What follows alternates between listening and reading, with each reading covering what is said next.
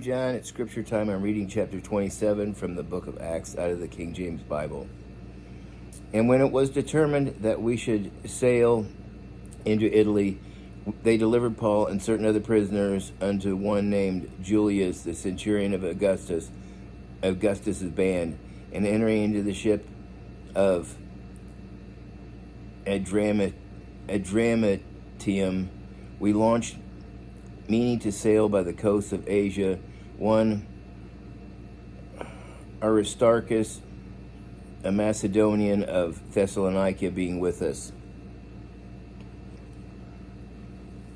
And the next day we touched at Sidon, and Julius courteously entreated Paul and gave him liberty to go unto his friends to refresh himself.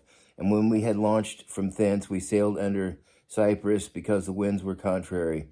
And when we had sailed over the sea to Sicilia and Pamphylia, we came to Myra, a city of Lycia. And there the centurion found a ship of Alexandria sailing unto Italy, and he put us therein. And when we had sailed slowly many days, and scarce were come over against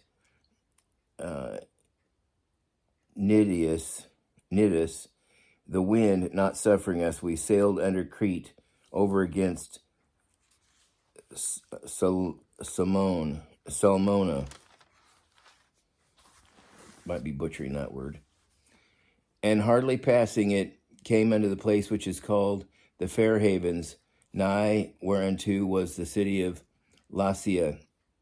Now when much time was spent, and when sailing was now dangerous, because the fast was now already past, Paul admonished them, and said unto them, Sirs, I perceive that this voyage will be with hurt and much damage, not only of the lading and not only of the lading and the ship, but also of our lives. Nevertheless, the centurion believed the master and the owner of the ship more than those things which were spoken by Paul.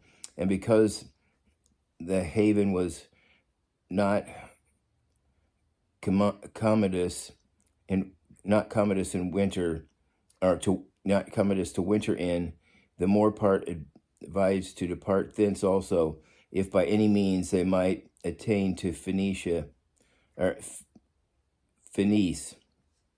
and there to winter, which is a haven of Crete, and lieth toward the southwest and northwest. And when the south winds blew softly, supposing that they had obtained their purpose, loosing thence, they sailed close to Crete. But not long after there arose against it a tempestuous wind called Euroclydon, and when the ship was caught and could not bear up into the wind, we let her drive.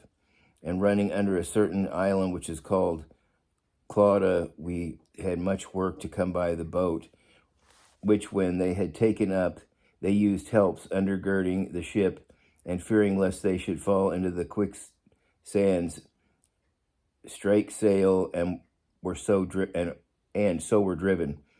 And we being exceedingly tossed with a tempest, the next day they lightened the ship, and the third day we cast out all of our hands we cast out with our own hands the tackling of the ship. And when neither sun nor stars in many days appeared, and no small tempest lay on us, we hoped that we should be saved was then taken away. All hope that we should be saved was taken away. But after long abstinence, Paul stood forth in the midst of them and said, Sirs, ye should have hearkened unto me, and have not had loosed from Crete, and to have gained this harm and loss. And now I exhort you to be of good cheer, for there shall be no loss of any man's life among you, but of the ship. For there stood by me this night the angel of God, whom I am and whom I serve, saying, Fear not, Paul, thou must be brought before Caesar, and lo, God hath given thee all of them that sail with thee. Wherefore, sirs, be of good cheer, for I believe God that it shall be even as it was told me.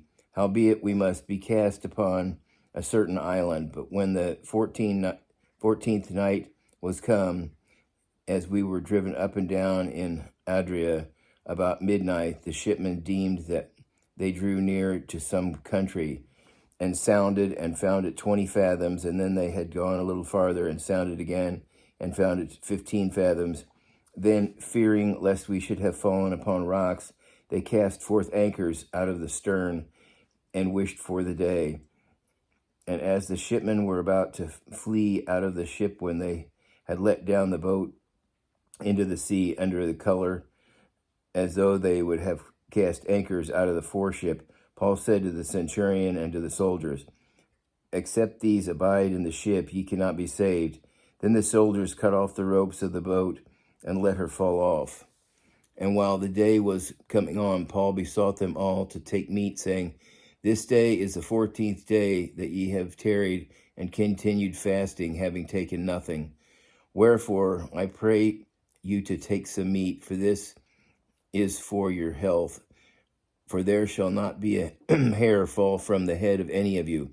And when he had thus spoken, he took bread and gave thanks to God to present of them all. And when he had broken it, he began to eat.